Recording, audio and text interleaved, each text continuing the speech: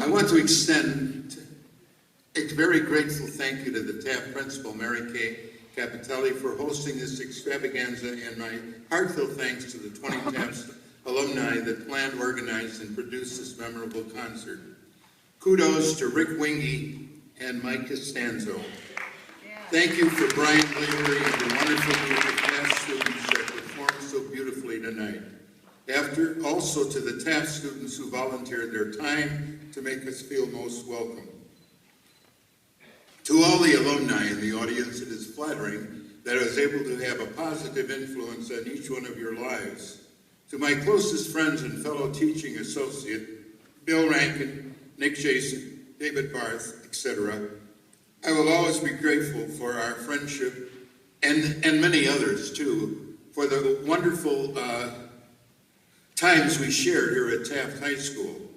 To my daughters, Mary Frances, Patty, Susan, Katie, and Jamie, who are here tonight, my grandson Connor, thank you for making me proud that you are proud of me. And did I say Teresa? I hope I did. To the parents tonight, thank you for sending your children to Taft High School, an inspiring and educational complex in a city torn between good and evil. Finally, to the current Taft teachers here tonight, I envy you. I wish I was back on this stage teaching, rehearsing, directing, and motivating students to conduct a chorus like the inspirational songs you heard tonight. Teaching was a huge part of my life. Over a quarter of a century ago is a long time to spend in one place. But for me, Taft High School always remained happy, exciting, and unforgettable. And if I had to do it all over again, I would not change a thing. When I first came to Taft back in the spring of 1956, the atmosphere was like a small college campus. There were beautiful elm trees that graced the entire frontage on Natoma, and there was only one building. Students used to sit under a canopy of trees and eat their lunch when the weather was warm and there was no litter or graffiti to be found.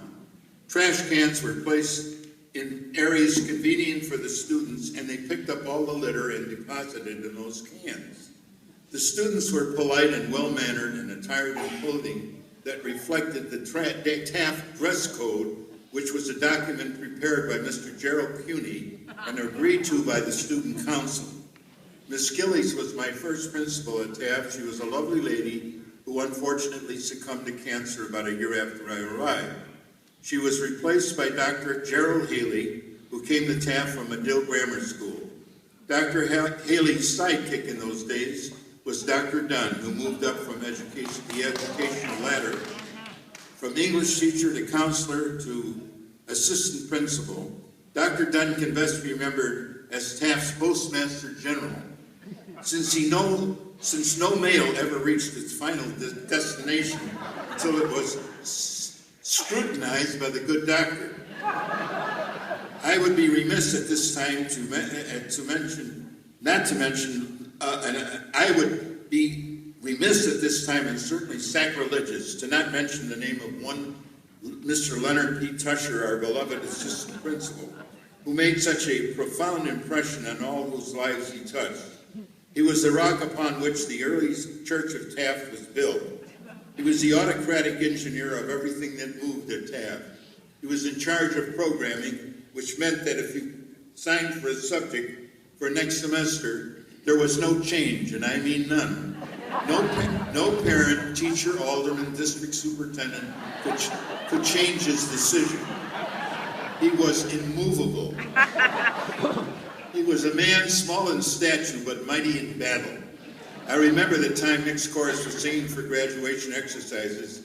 We graduated twice a year in those days, February and June, and Nick's chorus was always singing for graduation. Well, during the February midterm graduation, the audience cheered so enthusiastically after one of the choral numbers, that Mr. Tencher, who was waiting in the wings for me, said to me, "What the hell is this, a choral concert or a graduation?"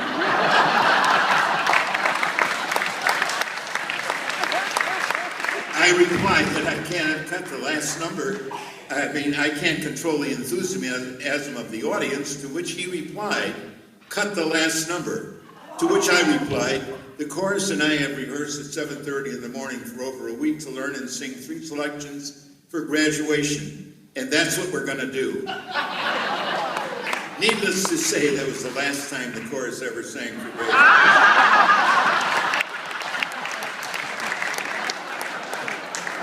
How can one forget Joe Cupson at the football legend at Taft High School with his short confirmation that took Taft all the way to the city championship in 1960, or Jim Smilgoff in his yearly battles with Lane Tech for the city baseball championship.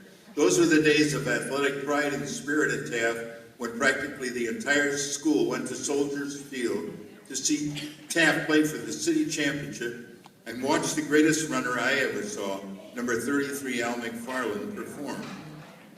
Or Jim Grabowski, the great Taft back and future Illinois Rose Bowl record holder who played pro ball with both the Green Bay Packers and the Chicago Bears. So many good memories. My good buddy, Bill Rankin, former Taft counselor who became a principal and coached our ice skating team to city championships, much like John Switer did.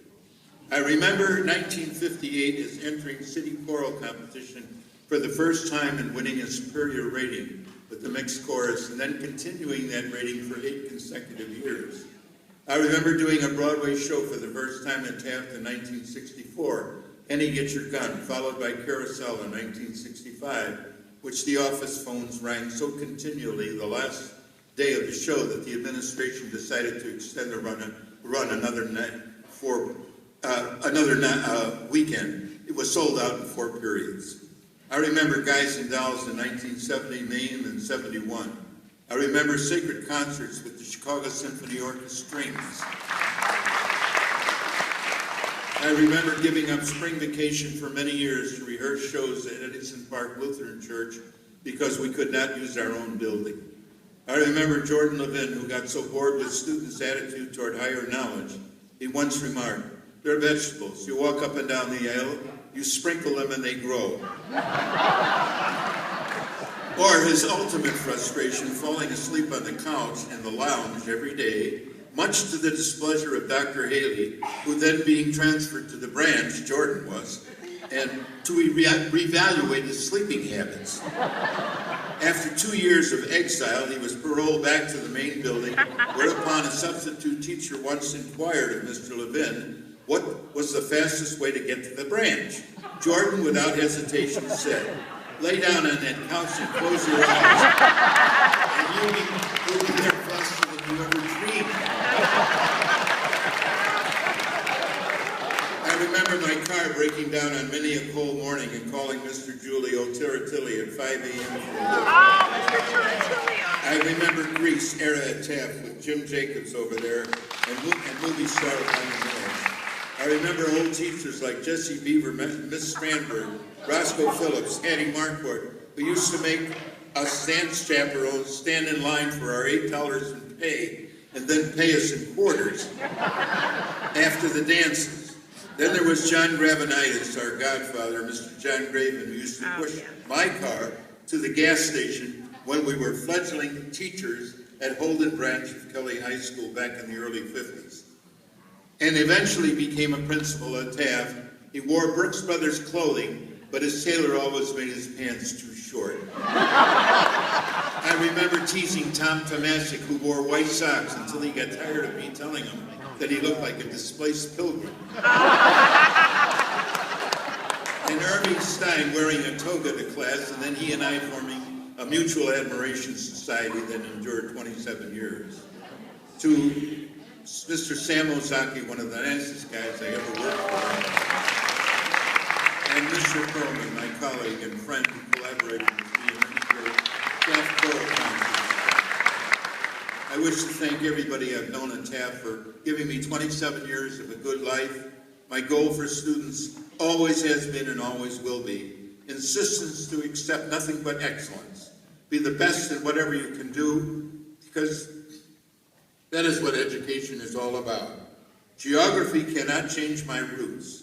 I will always be a part of Taft High School, and as I said at the 50th anniversary of the 1959 class reunion, Tony Bennett may have left his heart in San Francisco, but I left my heart at Taft High School in Chicago. And finally, when General MacArthur was relieved of his command by President Truman, in his address to Congress, he said, "Old soldiers don't die, they simply fade away."